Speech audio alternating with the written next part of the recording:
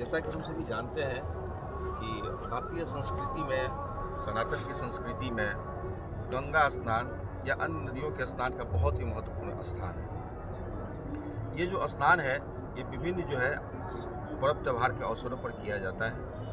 कुंभ का मेला भी इसी से जुड़ा हुआ है और हम लोग जानते हैं कि 4 जगहों पर जो है कुंभ का स्नान किया जाता है। ये कुंभ स्नान इलाहाबाद, हरिद्वार, नासिक और उज्जैन में स्नान किए जाते हैं। पहले इसे शाही स्नान के नाम से जाना जाता था, बाद में इसको अमृत स्नान विद्वानगण है, उन्होंने ऋषि मुनि है जो तपस्वी हैं, वे सोचे कि ये शाही स्नान जो है मुगल सम्राट के द्वारा दिया गया है। अतः सभी ने विचार किया कि इसे शाही स्नान के स्थान पर अब इसे अमृत स्थान के नाम से जाना जाएगा। हम कुंभ नगरी में विभिन्न साधु संतों से मुलाकात कर रहे हैं, धर्म की बारीकियों को हम लोग समझ रहे हैं और तरह तरह के ऋषि मुनियों से, तपस्वियों से मुलाकात कर रहे हैं। इसी दौरान हमें एक ऐसे बाबा से, एक ऐसे महात्मा से हमारी मुलाकात हुई जिन्होंने ये दावा किया कि वो एक नहीं बल्कि अपने 2 जन्मों को वो जानते हैं। जो वर्तमान में है अभी, इस जन्म के बारे में तो वो जानते ही हैं, इसके पूर्व के जो जन्म है उस जन्म के बारे में पूरी की पूरी इनको जानकारी प्राप्त है। तो हमें काफ़ी आश्चर्य हुआ। तो हमने सोचा कि बाबा से हम लोग थोड़ा सा 2 बातें हम लोग जानते हैं, समझते हैं। एक तो यह कि वो पूर्व जन्म के बारे में क्या जानते हैं और दूसरा इस जन्म में अगर उन्होंने नागा साधु का बनने का जो निर्णय लिया तो क्यों लिया, कैसे लिया, किस परिस्थिति में लिया और नागा साधु बनने के बाद इनके जीवन में क्या परिवर्तन आया है और साधु और संतों का जो आचार विचार व्यवहार, जो दिनचर्या होती है और जो उनका पूजा अर्चना होती है उसका उद्देश्य क्या होता है, इन तमाम बातों पर जो है जानकारी हम बाबा से जाने के लिए ले रहे हैं। और हम बाबा से चाहेंगे कि बाबा आप अपने विषय में 2 शब्द हमें बताएं।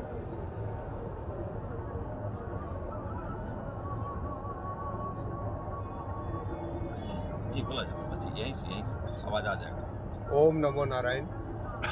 मैं एक सन्यासी साधु हूँ, बर्फानी नागा साधु हूँ। मेरा जो संस्कार है वो हरिद्वार में हुआ है।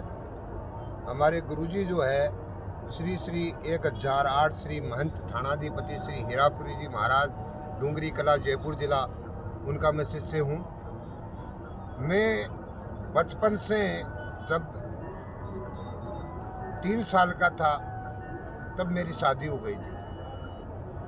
मेरे पिताजी जो थे फौजी एक्समैन थे, फौज से रिटायरमेंट हो गए थे। वो नायब हवलदार से रिटायरमेंट हुए। गुजरगढ़ से मेरा जन्म है। तो पिताजी शांत होने के बाद में सारा जो घर का परिवार का वजन जो था मेरे ऊपर आ गया। मेरे को रात्रि में सपना में जो पीछे का मेरा परिवार था वो मेरे को दिखा करता था।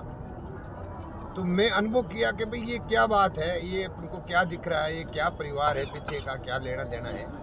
मैं वहाँ से फिर गमन किया। सीकर डिस्ट्रिक्ट से मेरा गांव है, खाचरियावास जन्मभूमि जो है, भैरू सिंह शेखावत जो मुख्यमंत्री रहे, उपराष्ट्रपति बने, वो मेरा गांव है। मेरा नाम जन्म से जो है वो है मेरा नाम कन्हैयालाल। गुरु लोगों ने मेरा नाम जो दिया है वो है किलानपुरी जी महाराज नागा साधु। तो हमने अनुभव किया। हमने सन 76 में गए। 76 में हम जब गए यहाँ से, 76 तो 76 में हम गए तो वहाँ पाकिस्तान के पास में एक फाजुल का गांव है जो पंजाब में पड़ता है, फाजुल का बंगला। वहाँ मेरा पिछले जन्म जो था वो फाजुल के बंगले में था, एक सरदार के घर में हुआ। वहाँ मेरे 3 बच्चे थे, एक लड़की थी, स्त्री थी। तो मैं वहाँ गया मेरे को वहाँ मैं रहा। तो उन्होंने बोला हमारे पापा जी से आपकी फ़ोटो मिलती है, आप हो सकते हो हमारे पापा जी हो। तो हमने उनसे बातचीत करी। तो हमने कहा भाई ऐसी ऐसी बात है। तो उन्होंने, जो पहले की स्त्री थी, उसने कहा भाई यदि ऐसी बात है तो आप हमको कुछ बात पहले की पुरानी जो बात है वो बताइए। तो हमने उसको बताया था कि भाई जब हमारी शादी हुई थी उस शादी में जो सोना डाला था वो एक मंजूस के अंदर फलानी जगह रखा हुआ है। एक छोटा बक्सा बनाया हुआ है, उसी में उसने रखा हुआ है। बड़े लड़का का नाम मदन सिंह था छोटे वाला का कैर सिंह था, उससे छोटा का राम सिंह था, लड़की का नाम उषा था, स्त्री का नाम था सावित्री। तो ये मैंने वहाँ रहा करीबन 6 महीने, उनके पास रहा, उनसे घुल मिल गया। फिर मेरे को वापस इधर का ध्यान हुआ तो हमने जो है वहाँ से फिर चल दिए वापस हमारी जन्मभूमि, यहाँ जो दूसरा जन्म हुआ हमारा, वहाँ गए। तो बाल्यकाल में पिताजी की डेथ होने के बाद में हमारा जो वजन हम पे गिर गया। हमने जो है, हमारी शादी हो गई थी बचपन में, हम बड़े हो गए, फिर घरवाली को लाए, 3 बच्चे हो गए, उनको पढ़ाए लिखाए, ग्रेजुएट बनाया। एक बच्चा जो है प्रिंसिपल है वर्तमान में, उसके घर से है जो वो जो है वहाँ टाइल मार्बल का ठेकेदार है, उसके घर से अभी 15वीं में पढ़ रही है। उसके खुद के वहाँ के दोनों भाइयों के मकान है, जोधपुर रहते हैं, वो जोधपुर बिलोंग करते हैं। जो गांव में उनकी माता राम रहती है, कभी बच्चों के पास चली जाती है, कभी यहाँ रहती है। इनकी शादी वादी करके इनको पढ़ा लिखा के उनके बाल बच्चे हो गए। उनके बाद में हम जो है, हमारा लगाव गुरुजी से 30-35 साल से लगाव था जी। तो गुरुजी ने हमको बोला, बेटा अब तेरा सब कार्य हो गया, माता जी की सेवा भी हो गई, बच्चों की शादी कर दी, बाल बच्चे हो गए, अब तू यहाँ से निकल, तेरा संस्कार है बेटा, तू पहले से तेरा संस्कार बना हुआ है, इसलिए तू इनको हटा। तो मैं गुरुजी के संयोजन में आज जो ये कुंभ है, ये मेरा 12वां कुंभ है। मैं 11 कुंभ पहले कर चुका हूँ, ये 12वां कुंभ है। और मैं एक नागा सन्यासी हूँ, जहाँ फौज पुलिस जहाँ काम नहीं करती, वहाँ हम जो नागा सन्यासी, हमारे गुरुजी का कहना है कि जो नागा सन्यासी है वो है जो फौज काम नहीं करती है, वहाँ फिर नागा सन्यासी काम करते हैं। धर्म के लिए हम मर मिटते हैं। हमारा जब नागा संस्कार होता है तो हमारा संस्कार हमको क्या सिखाया जाता है? थोड़ा सा धीरे धीरे इन बातों को जाएंगे। आपने बताया 3 वर्ष की आयु में क्या हुआ था, आपको पुरानी बातें याद आई थी, क्या बताया 3 वर्ष की आयु में?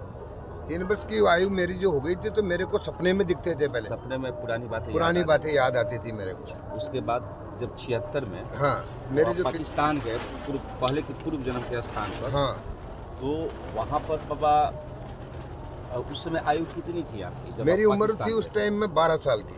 जब पाकिस्तान गए थे आप? तब पाकिस्तान गया तो 12 साल की उम्र थी। पाकिस्तान उस समय क्यों गए थे आप?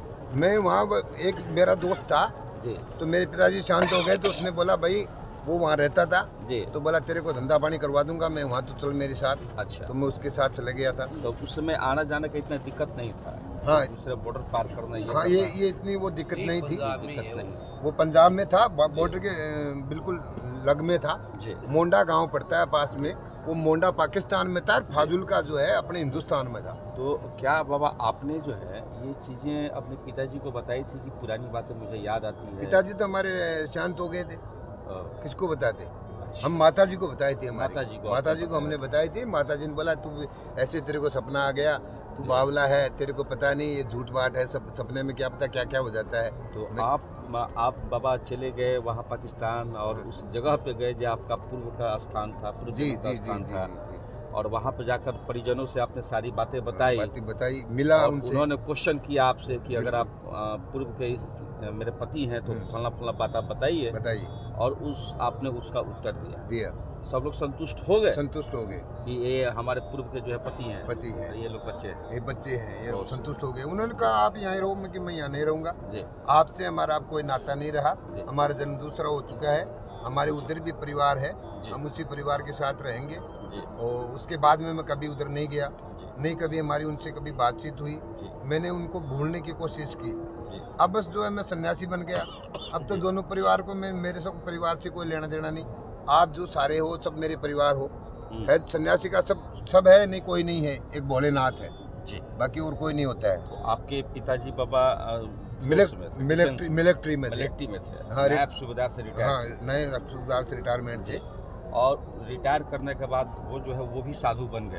वो पिताजी शांत हो गए थे। संत हो गए? हाँ, उनकी डेथ हो गई थी, मतलब अच्छा डेथ हो गई, सॉरी डेथ हो गई थी। हाँ, डेथ हो गई, मृत्यु हो गई थी। बीमारी की सारी जिम्मेवारी मेरे ऊपर। उसमें आपकी क्या उम्र रही होगी? मेरी उम्र 7 साल की थी उस टाइम जब पिताजी जब गुजर गए थे।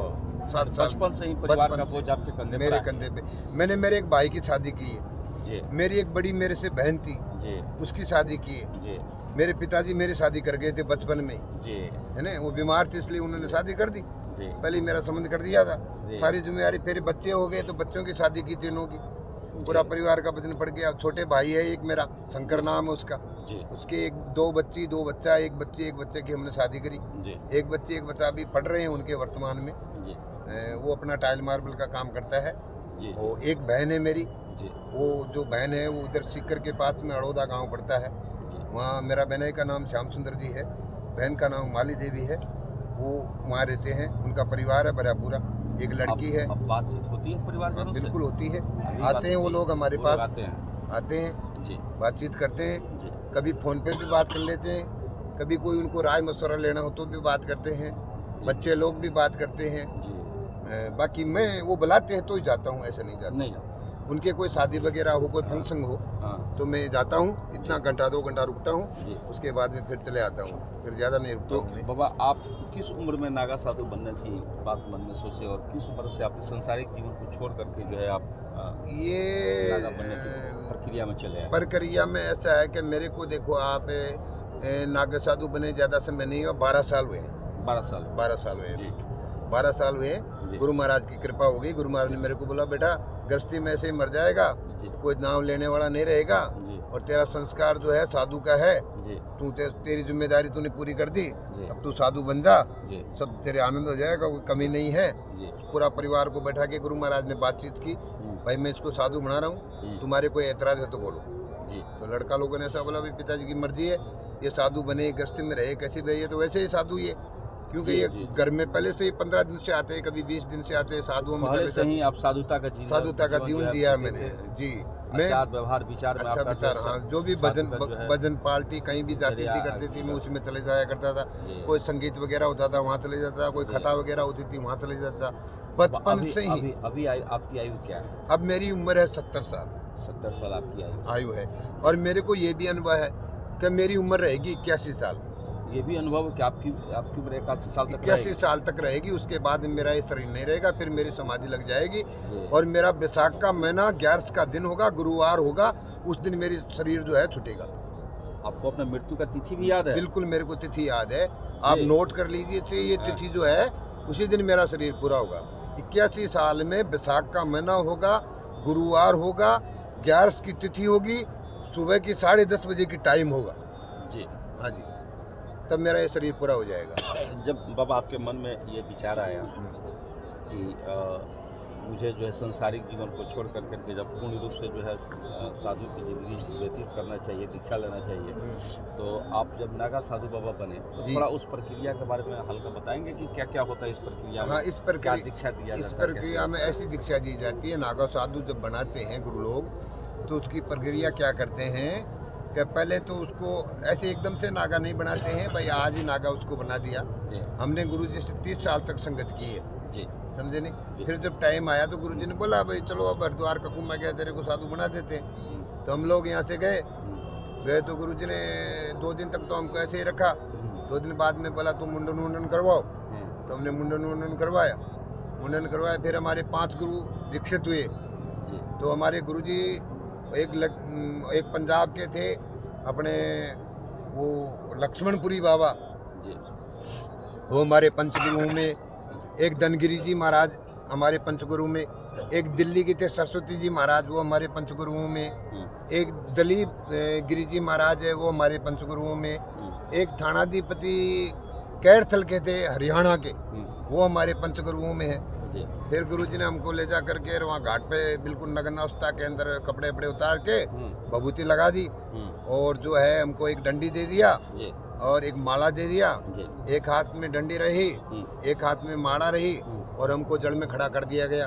जी इतना था, जल के अंदर हमको खड़ा किया। जी तो हमने 6 घंटे तक कंटिन्यू बस भोलेनाथ का जप किया है उस जल के अंदर, जल के अंदर रात्रि को जी 6 घंटे कंटिन्यू।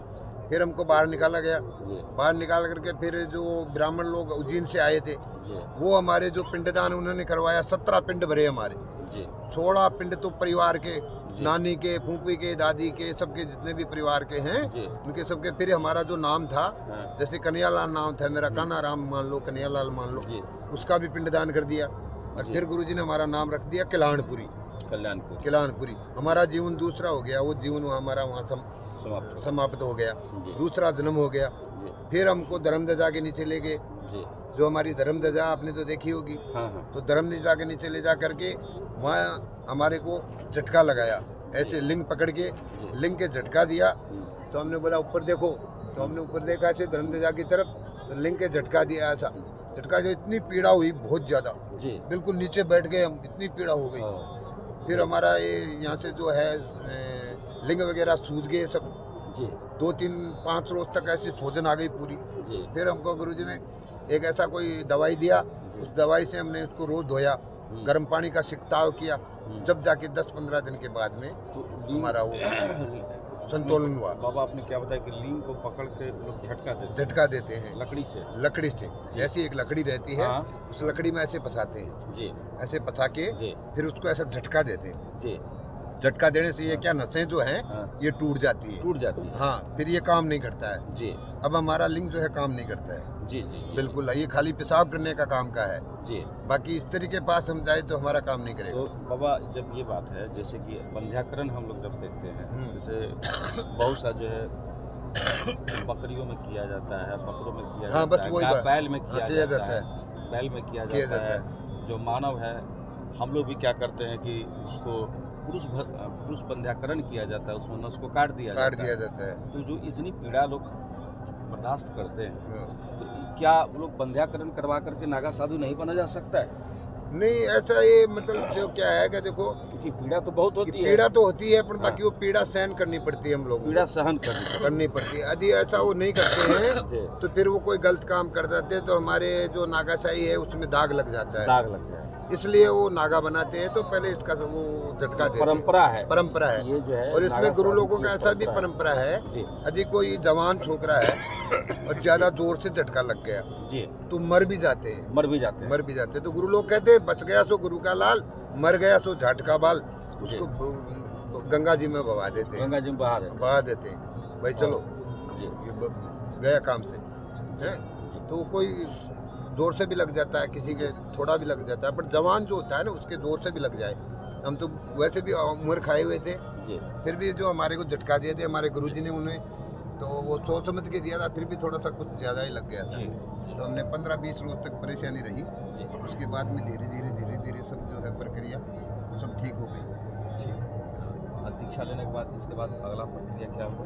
अगला प्रक्रिया दीक्षा हो गई, फिर चलो अपने अखाड़े में आ गए। जी फिर अखाड़े में आके हमको हवन वगैरह करवाया। जी हवन की जो आहुति है हमको 108 आहुति जो दिलवाई भोलेनाथ के नाम की, जी समझे नहीं, वो प्रक्रिया 3-3.5 घंटा तक वो प्रक्रिया चली। तो हमारे जो ये जो सबसे बड़े जो होते हैं ना, ये जो इनका आश्रम यहाँ लगा हुआ है अभी, जी महामंडलेश्वर सुवेदानंद जी महाराज, जी ये जो हमारे हैं, ये जो है यही आहुति वगैरह दिलवाते हैं, जी यही धर्मध्वजा के नीचे ले जाके खड़े करते हैं। जी सारा प्रक्रिया ये सबसे बड़े हैं, इन्हीं का जो प्रक्रिया है ये लोग करते हैं, जी है कि नहीं। और अब जो है हम बहुत संतुष्ट हैं इससे, संन्यास से, हमें किसी से कोई लेना देना नहीं उस भोलेनाथ से। हमारी दिनचर्या है वो क्या है, अभी तो हम कुंभ में आए हुए हैं तो दिनचर्या सही नहीं हो रही, कुछ बीमार भी हो रहे हैं, सर्दी जुकाम वगैरह भी हो रही है। नहीं, हम 3 बजे उठ जाते हैं, 3 बजे उठ करके अपना नहा धोई करके भजन पे बैठ जाते हैं जी और फिर अपनी आरती पूजा वगैरह। हनुमान जी का मंदिर है हमारा तातारामगढ़ के पास में, एक पुनाना गांव है, मेन हाईवे रोड के ऊपर हमारा हनुमान जी का मंदिर है। वहाँ मैं रहता हूँ, वहाँ अपने कमरे बने हुए हैं, आश्रम में छोटा सा, वहाँ ही मैं रहता हूँ। वहाँ अपना पूजन पाठ वगैरह, हनुमान जी की सेवा पूजा वगैरह करना मेरा इष्ट शुरू से हनुमान जी का है, भोलानाथ और हनुमान जी का तो इष्ट है। बाबा एक बात बताई जाए, जितने भी नागा साधु हैं जी, सभी कोई सिर्फ भोले बाबा की ही पूजा अर्चना करते हैं या सभी देवी देवताओं की पूजा अर्चना करते हैं? नहीं देखो, भोला तो मेन है जी बाकी और सभी देवी देवताओं का अपना अपना इष्ट है अलग, कोई माता जी की करता है, कोई हनुमान जी की करता है, यानी भोले बाबा का पूजा सारे नागा साधु करेंगे, सब करेंगे। इसके अलावा भी उनका कोई इष्ट देवता जो है इष्ट हो देवता सकता का, है? इष्ट देवता सभी के होते हैं, सभी के होते हैं। माई इष्ट देवता जो है ये कुल देवी, कुल देवी, हाँ जी कुल देवी और इष्ट देव। जी इष्ट देव में जैसे किसी हनुमान जी ने चुन लिया, किसी ने भैरू बाबा को चुन लिया, किसी ने विष्णु जी को चुन लिया, किसी ने राम जी को चुन लिया, है नहीं, वो तो हो गया इष्ट देव। और भोला बाबा तो हमारा मेन है, जी वो तो उसको जल चढ़ाना, जी उसका जो भजन कीर्तन करना, पाठ पूजन करना, है कि नहीं, वो सारी प्रक्रिया हम लोग करते हैं। बबूत चढ़ाते हैं धुने पे बैठ करके। हमारी प्रक्रिया जो 2-2.5-3 घंटे की रोज होती है जी। अभी जब कुंभ में आए हुए हैं तो तो बाबा ये कुंभ का नागा साधु से क्या संबंध है? नागा साधु लोग कुंभ में आते हैं और स्नान करते हैं, हाँ, और श्रद्धालुगण भी आते हैं कुंभ में स्नान करते हैं। नागा तो हमारी साधुओं ये का परंपरा ऐसा है, तो इस परंपरा से क्या मैसेज जाता देखो, है? इसमें मैसेज ये आता है कि भाई जो नागा साधु है ने, इस कुंभ में स्नान करने से ये जो संगम है गंगा यमुना सरस्वती लुप्त है, जी। गंगा और यमुना है वो धरती पे चलती है, जी, तो इन पे जो संसारिक जीव जो नहा रहे हैं उनका पाप चढ़ जाता है जी, गंगा जी पे। जी, और तो ये पाप जो है, ये नागा साधु जो नहाते हैं भगवान भोलेनाथ की शमशानी भभूति लगा करके उसमें स्नान करते हैं, तो गंगा जी के पाप धुल जाते हैं। गंगा जी के सारे पाप धुल जाते हैं, जो पाप चढ़े हुए होते हैं गंगा बिल्कुल निर्मल हो जाती है। वाह, हाँ जी, वाह। ये नागों का है, इसीलिए सबसे पहले नागा साधुओं का स्नान होता है, और साधुओं का नेता स्नान नहीं होता है। सबसे पहले नागा क्या गंगा जी कहती है कि सारी दुनिया का पाप तो गंगा जी धोवे, पर गंगा जी का पाप कौन धोवे? कि आवे कोई मेरा भोलेनाथ का दास जो गंगा जी का पापों का कर जावे नाश। जी, जी, तो नागा साधु स्नान करने से गंगा माई के पाप जो है वो सब मिट जाते हैं, पवित्र हो जाती है गंगा। जी, इसीलिए नागो साधु का माध्यम सबसे ज्यादा है। जी, और नागा साधु कोई फौज, कोई पुलिस, कोई कलेक्टर, कोई डिप्टी, कोई कुछ नहीं, इनके सामने कोई भी नहीं, सबका इन्हीं का चलता है राज। जी, जो हमारे शंकराचार्य जी है, 4 शंकराचार्य जी है, उन शंकराचार्य जी आज बांग्लादेश में देखो आप हिंदुओं को मार रहे हैं, जी, मार काट हो रहा है और हो रहा है। अब हम लोग बोल रहे हैं नागा, जी, अभी भी शंकराचार्य जी को बोला, हमारे शंकराचार्य जी भी बोल रहे हैं भाई, मोदी जी को कह रहे हैं, योगी जी को कह रहे हैं कि भाई या तो आप सल्टाओ, नहीं तो हमको सौंपो, हम हमारे नागों को भेजेंगे। और ये जो है करेंगे सब। तो हमको आज ऑर्डर दे देते, हम ये मेट दें, सब मियों का मसला ही मेट दें वहाँ से, रहने नहीं देंगे। बहुत नागा है हम, जी, इतने नागा है आपको गिनती नहीं आ सकती। जी, मतलब हम कुंभ में ही ज्यादा आते हैं, बाकी पर्वतों में, कहीं पहाड़ों में, कई जंगलों में बाहर ज्यादा रहते हैं, और कुंभ में ही आते हैं ज्यादा। जितने नागा साधु होते हैं सभी किसी न किसी अखाड़े से जुड़े होते हैं। सब अखाड़े से जुड़े हुए। स्वतंत्र नागा भी होते हैं। जी जी जी जी, स्वतंत्र नागा भी होते हैं। अलग किसी अखाड़े से अलग भी कोई नागा हो सकते हैं? नहीं, अखाड़ा से अलग नागा नहीं होता है। जब भी होगा अखाड़े से अखाड़े से ही होगा। हमारे जो 7 अखाड़ा है, जी, 4 तो आ गए इनका रामानंदियों का, जी, और 7 हमारे 11, एक किन्नरों का, पहले 12.5 था, अब 13 हो गया, जी, समझे नहीं। तो ये 7 अखाड़े जो हमारे सन्यासियों का है, जी, ये सब अखाड़े संबंधी ही नागा। जी, जैसे रामानंदियों में भी नागा होते हैं, जी, जो राम स्नेही है रामानंदी, उनमें भी नागा होते हैं। उनकी परंपरा वही नागी परंपरा है। वो 5 धूनी लगा के तपस्या करते हैं, जी, लंगोट लगा करके अपनी तपस्या करते हैं। बिल्कुल वो लंगोट में रहते हैं, बिल्कुल नागा नहीं हो सकते वो, उनको नागा ही बोला जाता है। जी, एक नागा वो भी होते हैं इनमें जो अस्त्र चलाते हैं, दिखाते हैं, करते हैं, वो भी उनको भी नागा बोला जाता है। जी, बाकी वो कपड़े पहने हुए होते हैं। पहने हाँ, बिल्कुल नागा नहीं हो सकते वो, नागा हम लोग ही रह सकते हैं। बाबा जितने भी जो साधु है, संत है, नागा साधु हैं, जी जिस तरह से हम भारतीयों का, भारतीय नागरिकों का आधार कार्ड बनता है, जी, तो जितने भी साधु संत जो महात्मा है, क्या उन सभी का आधार कार्ड बना हुआ है? सबका बना हुआ है, हमारा भी बना हुआ है, हम दिखा देते हैं आपको। नहीं, देखने की आवश्यकता नहीं है। हाँ। मैंने इसलिए प्रश्न ये पूछा कि बहुत से साधु और संत जो है जंगलों में रहते हैं, पहाड़ों में निवास करते हैं, कंदराओं में रहते हैं, हाँ। तो वे लोग मतलब उन लोगों के पास आधार कार्ड होता है या नहीं होता है? नहीं, उनके पास सब प्रमाण पत्र होता है। अखाड़ा का, अखाड़े का प्रमाण पत्र होता है? अखाड़ा का प्रमाण पत्र होता है। आधार कार्ड हो चाहे मत हो, हमें आधार से कोई लेना देना नहीं है, जी, क्योंकि आधार से हमें कोई गवर्नमेंट से कोई सुविधा तो लेनी है नहीं। जी, तो हमारे पास अखाड़ा का प्रमाण पत्र होता है। अखाड़ा का प्रमाण पत्र होता है? जी जी जी, हमारा जब संस्कार करते हैं उसी टाइम हमको प्रमाण पत्र दिया जाता है। उसमें प्रत्येक अखाड़ा में उनके जितने भी जो है जो सदस्य हैं, हाँ। सारे लोगों का नाम, सूची सब हाँ। लिखा हुआ रहता सब है? लिखा हुआ होता है। जी, जैसे आप बिना अखाड़े से हैं, जी जी जी, वो आपके बारे में अगर हम जाकर वहाँ पता करें तो वहाँ रजिस्टर में देख रजिस्टर बता में सकते हैं? बिल्कुल बता सकते हैं आपको। रजिस्टर में आप जाकर के वहाँ जुना अखाड़ा में पूछोगे, 16 मंडी सांजावत परिवार जी, में श्री थानाधिपति श्री हीरापुरी जी महाराज के शिष्य श्री कल्याणपुरी जी महाराज जी, राजस्थान से बिलोंग करते हैं, तो आपको हमारा रिकॉर्ड मिलेगा उनके पास। वो आपको बताएंगे कि भाई हमारा साधु है, बोलो क्या बात है। अभी हिंदुस्तान में बाबा तकरीबन लगभग कितने नागा साधु होंगे? भैया देखो ऐसे